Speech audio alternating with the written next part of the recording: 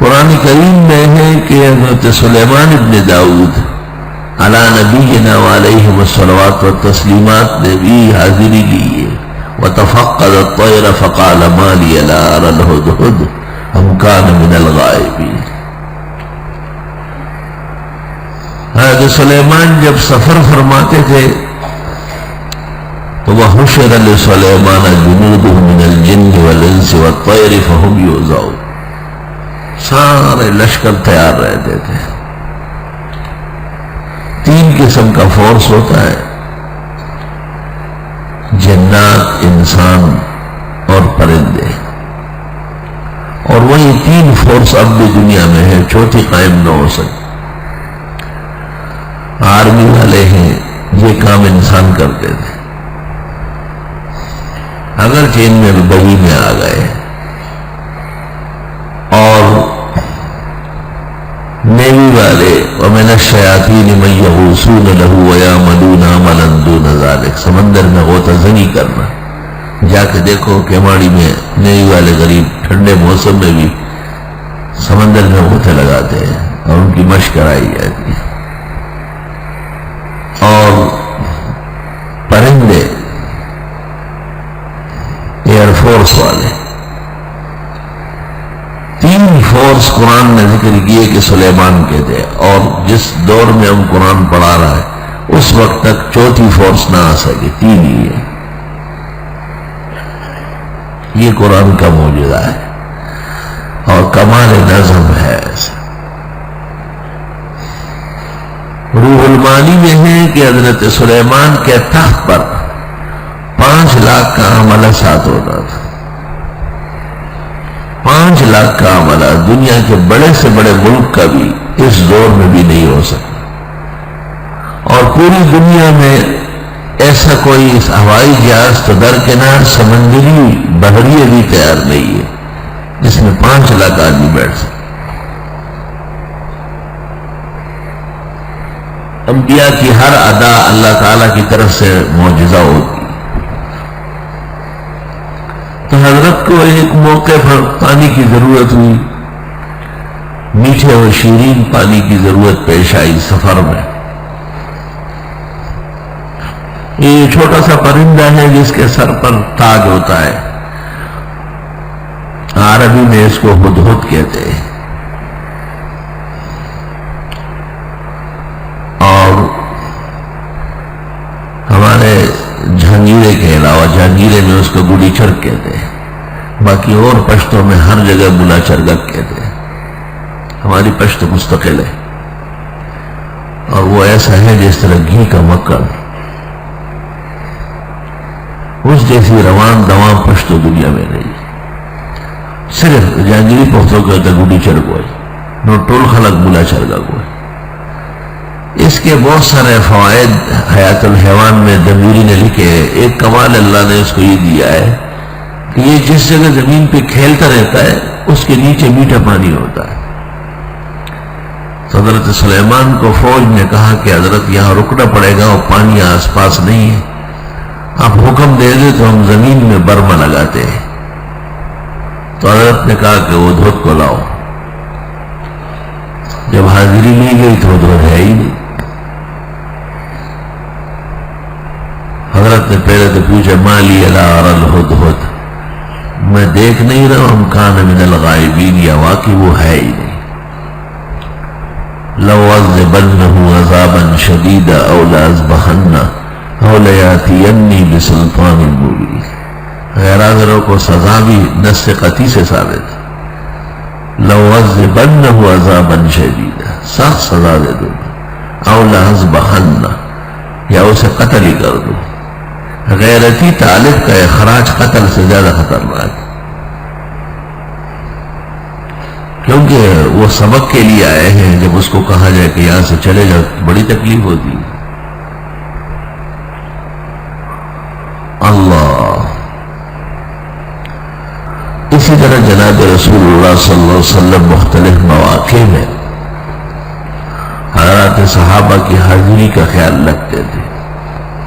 صحاح میں مروی ہے کہ حضرت ایک دن رات کو صحابہ دیکھنے لگے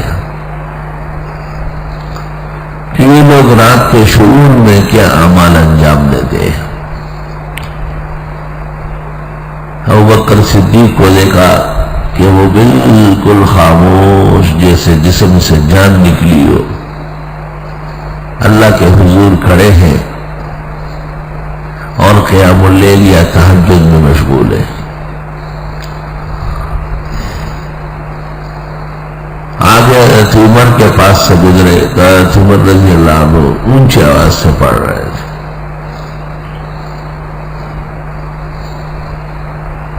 صبح آپ نے ابوبکر سے کہا کہ میں آپ کے پاس سے رات کو گزرا، اتنے خاموش کھڑے تھے، جسم میں حرکت نہیں تھی، تو آپ نے فرمایا اسمع من ناجیت، جس سے بات ہو رہی تھی وہ خوب سننے والا ہے۔ آپ نے فرمایا ارفع من صوتک قلیلا، تھوڑا سا آواز اٹھا دے۔ حضرت عمر سے کہا کہ آپ کے پاس گزرا، آپ بالکل بالجہر اور خوب زور و شور سے پڑھ رہے تھے۔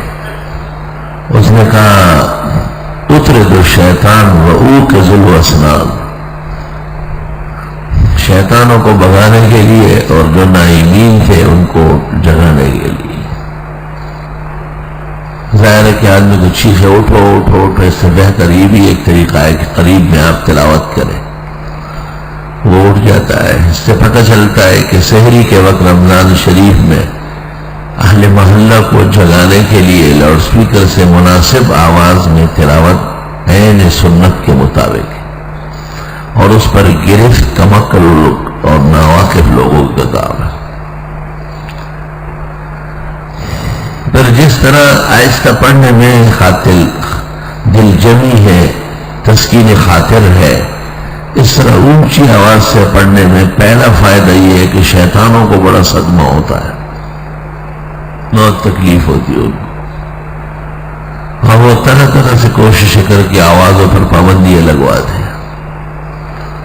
اطرد الشیطان وأوقظ الاسنان، شیطانوں کو بھگانا اور نائمین سوئے ہوئے لوگوں کو جگانا، یہ تلاوت بالجہر کے فوائد ہیں۔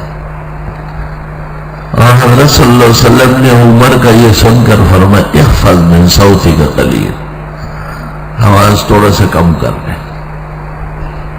یہ ایک نظم کا مسئلہ ہے، یہاں آواز آپ سن رہے ہیں آرام سے، آواز اتنی تیز ہو سکتی ہے کہ آپ نہ سن سکیں، تو اس میں بھی اعتدال کی ضرورت ہے۔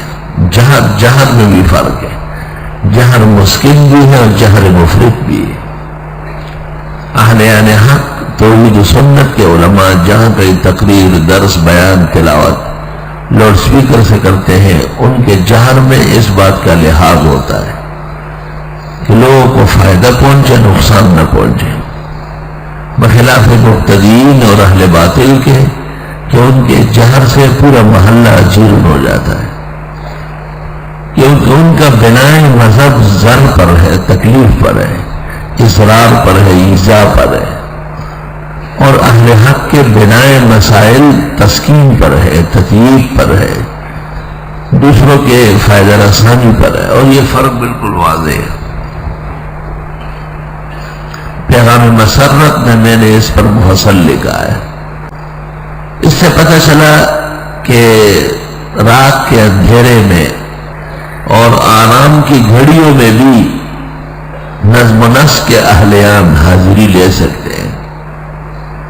کیا رات کو تفسیر پڑھنے والے عشاء کے بعد کب سوتے ہیں، کب تک جاگتے ہیں، اور یہ کمروں میں گپے شپے زیادہ لگاتے ہیں یا تفسیر و تعویل کے فروغ اور ابحاث میں مصروف ہے، یہ ترجمہ کرنے سیکھنے میں شوقین ہیں یا صرف وقت پورا کرنے کے لیے آئے ہیں؟ ظاہر ہے اس مناسبت سے پھر ان کے مراتب، ان کے آرام و راحت کا خیال رکھا جاتا ہے۔